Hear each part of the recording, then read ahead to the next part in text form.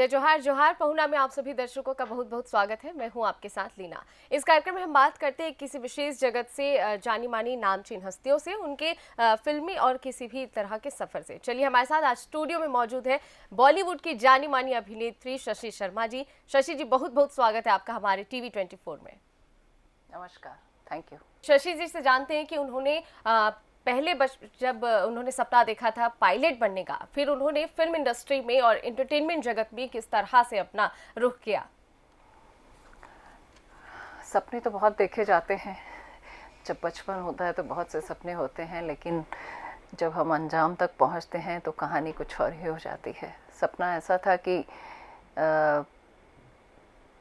Pilot बनने की सोची थी और ऐसा लगता था कि आसमान में उड़ना है, लेकिन हमारे चाहने से कुछ नहीं होता। कभी कभी ऊपर वाले की रज़ा कुछ और होती है और आपकी डेस्टिनी वो कुछ और ही बना के, बेहतर बना के भेजता है, मैं ये समझती हूँ।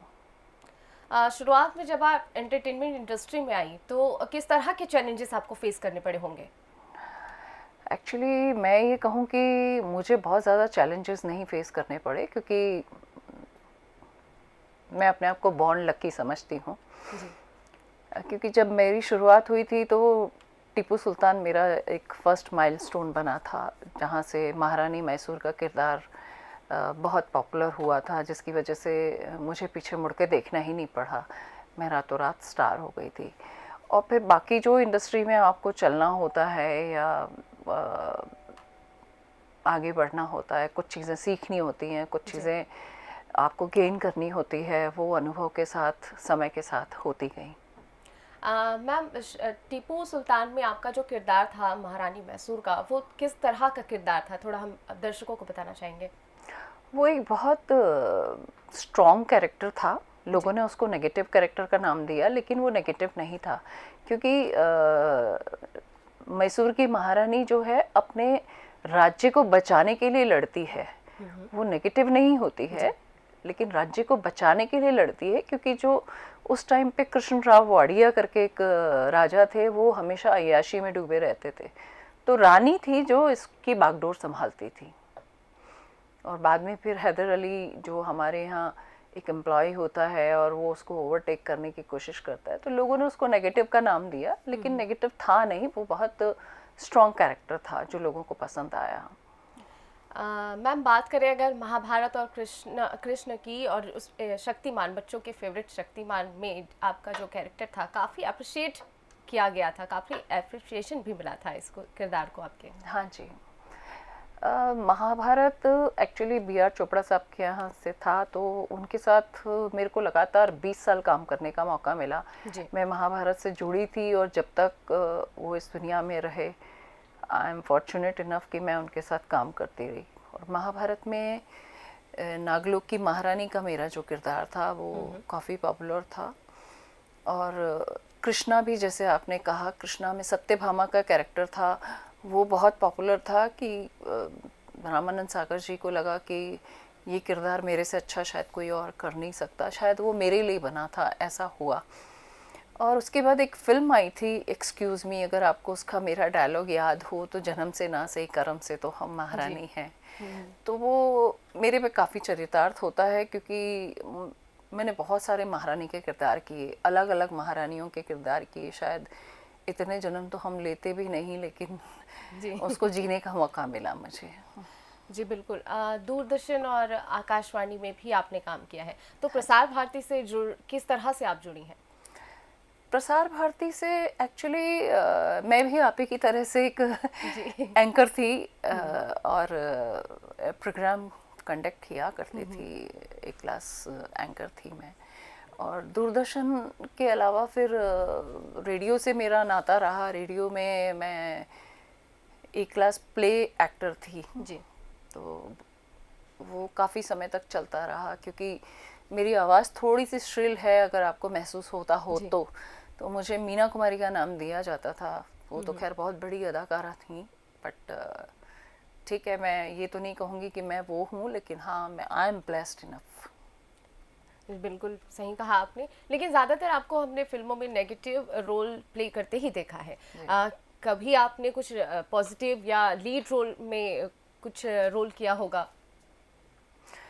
नेगेटिव नहीं, मैंने लीड रोल ही किए हैं, ऐसा नहीं है कि दूसरे रोल किए हैं, लेकिन क्या है कि पॉजिटिव फिल्में भी की, जैसे मेरी फिल्में आपने देखी होगी, क्रोध देखी होगी, फिर गुंडा राज देखी होगी, परदेश देखी होगी, या जख्मी सिपाही देखी होगी, बादशाह देखी होगी, ये सब पॉजिटिव फिल्में हैं। लेकिन क्या होता है, कभी कभी आपकी कुछ और काबिलियत होती है जो लोगों को पसंद आ जाती है, उसमें आपका नेगेटिव लुक पसंद आ जाता है, नेगेटिव अंदाज पसंद आ जाता है, तो बस वो चल चला सिलसिला ऐसे ही।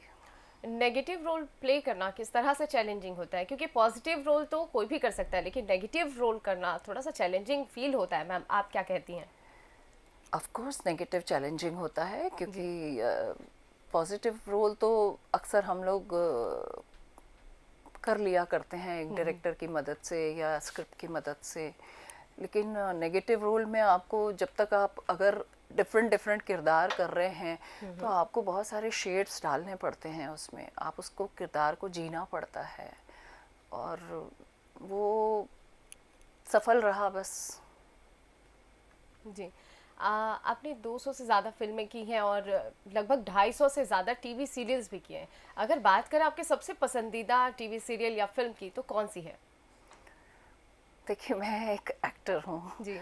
मेरे लिए सब फिल्म मेरी अच्छी फिल्में हैं, सब फिल्म मेरा बच्चा है, तो मैं ये तो किसी के लिए क्रिटिसाइज़ नहीं कर सकती, बट हाँ, मेरी शुरुआत जो हुई थी टीपू सुल्तान से, that was one of the my best role, जहाँ से मेरी इंडस्ट्री में पहचान बनी, जो मेरे लिए एक मील का पत्थर साबित हुआ, और जहाँ से जिसकी बदौलत मैं आज इस इंडस्ट्री में हूँ और आप मुझे जानते हैं।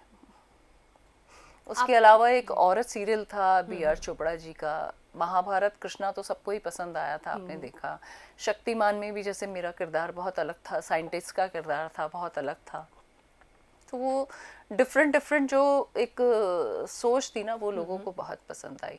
औरत एक सीरियल था, वो बहुत अच्छा था, जिसमें ठकुराइन का कैरेक्टर था, तो वो लोगों को बहुत पसंद आया। उस ज़माने में एक युग सीरियल भी बहुत अच्छा था, फिर चंद्रकांता बहुत पॉपुलर था जी। तो ऐसे काफ़ी सारे हैं। और फिल्में जैसे मेरी बादशाह बहुत अच्छी रही, राजा की आएगी बारात, मेरी मेहंदी, फिर क्रोध, होगी प्यार की जीत, परदेश, हमारा दिल आपके पास है, ETC जी। फिल्में तो काफ़ी हैं आपकी, बहुत सारी हैं, लेकिन चाहेंगे कि कोई एक फेमस डायलॉग आपसे सुन भी ले? मैं सोचती हूँ फिल्म के बजाय ना मैं टीपू सुल्तान का डायलॉग बोलती हूँ। वो लोगों के दिल में एक कटारी की तरह से उतरा हुआ था, तो लोगों को पसंद आता था। जी। पंडित पूर्णैया, तुमने अगर हमारी बात नहीं मानी तो तुम्हारी पैरों में बेड़ियां डालकर तुम्हें शहर से बाहर निकाल दिया जाएगा। Thank you. बहुत ही अच्छा रोल था ये किरदार आज भी लोगों के जहन में बसा हुआ है, लोग आज भी इसे याद करते हैं। इसी के साथ वेब सीरीज का चलन भी सबसे ज़्यादा देखा जा रहा है। मैम, तो आपकी कौन सी सीरीज अभी हाल फिलहाल में चल रही है? मेरी 2 सीरीज़ अभी ऑलरेडी OTT पे रिलीज़ हो चुकी हैं जी, और अभी 3-4 ऑलरेडी फंक्शन में हैं। कुछ 2-3 मेरी फिल्में हैं जो आने वाली हैं। 2 फिल्में उसमें राजा मौली साहब की हैं, एक विशाल भारद्वाज जी की है। तो लेट्स होप, जब तक कुछ शुरू नहीं हो तब तक मैं उसके बारे में कुछ बोलना नहीं चाह रही। चलिए, TV24 की शुभकामनाएं हैं आपके साथ। मैम, बात करें OTT प्लेटफॉर्म पर भी आपने काम किया है, टीवी सीरियल्स पर और फिल्म पर भी आपने काम किया है। अगर बात करें तो सबसे ज़्यादा जो प्लेटफॉर्म है उसमें किस प्लेटफॉर्म में काम करना ज़्यादा मुश्किल है? देखिए, दोनों के अपने अपने तरीके हैं जी। छोटे पर्दे पर छोटे पर्दे जैसा काम होता है, बड़े पर्दे पर बड़े पर्दे जैसा काम होता है। छोटे पर्दे पर बहुत सारी चीज़ें हम बारीकी से कैमरे से खेल सकते हैं, और बड़े पर्दे पर क्या होता है कि आपको थोड़ा सा वाइड रहना पड़ता है, थोड़ा सा बोल्ड एक्सप्रेस करना पड़ता है। फिर सबका अपना अपना एक तरीका है, थोड़ा दोनों में डिफरेंस तो है, फ्रेम्स का डिफरेंस है। जैसे टेलीविज़न में आपको 25 फ्रेम लेना पड़ता है और फिल्म में आपको 24 फ्रेम लेना पड़ता है, तो ऐसे फ़र्क है उस चीज़ का। मैम एक चीज़ आपसे जानना चाहूँगी मैं, जैसे हमको कोई कैरेक्टर मिलता है और उस कैरेक्टर को प्ले करना किस तरह से चैलेंजिंग होगा। जैसे आप कभी नेगेटिव भी किरदार बहुत अच्छा प्ले करती हैं और पॉजिटिव की बात करें तो वो भी उतने ही अच्छे से आप निभाती हैं। देखिए, चैलेंजिंग हर कैरेक्टर होता है, बस आपको उसमें घुसना पड़ता है। जी मेरा जो तरीका रहा है काम करने का वो ये रहा है कि सिर्फ स्क्रिप्ट पढ़ना या डायलॉग बोल देना मेरे लिए इम्पॉर्टेंट नहीं, जब तक कि मैं उसको अपने आप में समाहित ना कर लूँ, मेरे लिए वो इम्पॉर्टेंट होता है। तो ऑटोमेटिकली चैलेंजिंग हो जाता है, क्योंकि जब तक आपकी फिल्म कंप्लीट नहीं होती या आपका सोप कंप्लीट नहीं होता है तब तक आपको उस माहौल में आपको अपने आप को बनाए रखना होता है। शूटिंग के दौरान कभी कुछ ऐसा वाकया हुआ हो जिसको सोच के मतलब हंसी आ जाती होगी?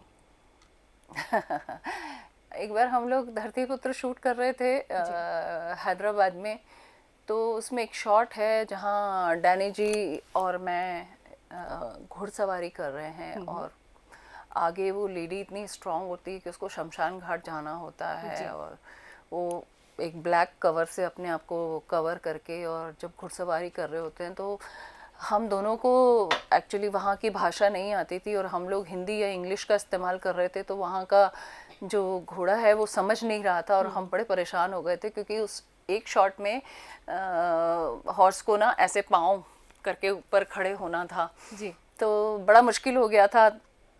तो दोनों कोशिश करते करते करते करते हालांकि लास्ट मोमेंट तक हम पहुंच गए थे। वो बड़ा फनी कैरेक्टर था उस टाइम का हमारे लिए, क्योंकि कभी ऐसा मौका हुआ नहीं कि हमको इस तरह से डील करना पड़ा। वहाँ वाले लोग जानते भी हों हिंदी तो वो हिंदी बोलना नहीं पसंद करते।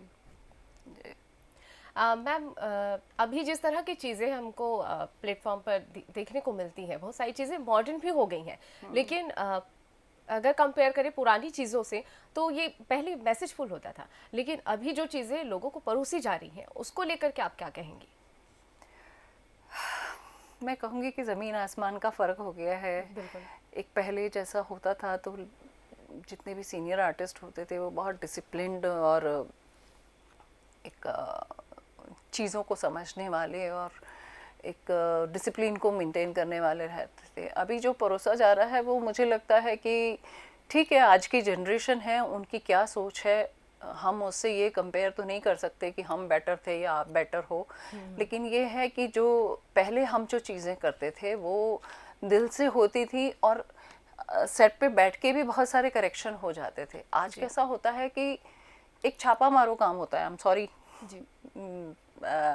छापा मारो इन द सेंस कि आज आपको अगर शो बनाना है तो बस स्क्रिप्ट पढ़ते जाओ, बोलते जाओ और करते जाओ, शो सीन करते जाओ, आगे बढ़ते जाओ। पहले जैसे फिल्में बनती थी तो फिल्मों में क्या होता था, एक एक किरदार का अपना एक कैरेक्टर होता था जिसको तैयार किया जाता था। जैसे मैं एक एग्जांपल दूं, मैंने जब कृष्णा किया था तो कृष्णा के बाद मुझे रामन सागर जी ने दुर्गा का रोल दिया था जी। तो पहले वो रोल हेमा जी को पूछा गया था, तो हेमा जी उस समय थोड़ी से उम्र में बड़े थे तो मुझे पूछा गया। तो जब मैंने वो रोल किया था तो मुझे याद है कि 7 दिन तक मेरा उन्होंने सिर्फ कॉस्ट्यूम और मेकअप ट्रायल रखा था कि एक भी चीज़ इधर उधर नहीं होनी चाहिए, इतनी परफेक्ट होनी चाहिए कि क्या बोलना है और किस तरह का लगना है। तो वो आज नहीं है। आज तो क्या है कि जो लुक हो गया वो उसका कुछ भी रूप बन जाता है। वो एक्चुअली है तो दर्दनाक, बट जैसा समय चल रहा है उसके साथ आपको चलना पड़ता है कभी कभी। आप मैम प्रॉपर आप राजस्थान से बिलोंग करती है और ऐसे में जब आप माया नगरी पहुंची तो माया नगरी का आपके ऊपर किस तरह से इफेक्ट पड़ा? देखिए, इफ़ेक्ट तो बहुत पड़ा, क्योंकि जब मैं आई थी तो बहुत सिंपल और एक सीधी सादी होने के नाते कभी शुरू में बहुत मेरी मजाक भी बनती थी, क्योंकि मुझे बहुत अच्छी इंग्लिश बोलना नहीं आता था तो लोग मुझे गवार कह देते थे। तो वो मुझे बहुत हर्ट करता था कि मैं एक अच्छी आर्टिस्ट हूँ लेकिन यहाँ के माहौल में अगर मैं नहीं ढल पाई या नहीं समझ पा रही हूँ अभी तक, क्योंकि मेरा कोई गॉडफादर तो था नहीं जी। तो और ना मेरा इंडस्ट्री से कोई रिलेटिव था, जी। तो उस चीज़ के लिए मुझे मेहनत करनी पड़ी और मैंने वो सीखा और सब कुछ अपने आप को उसके काबिल बनाया। आज जो हूँ मैं आपके सामने हूँ। बिल्कुल। लेकिन सबसे पहले आपने जब सीरीज़ की टीपू सुल्तान, उसके पहले आपने किस तरह अपने आप को प्रिपेयर किया उसके लिए?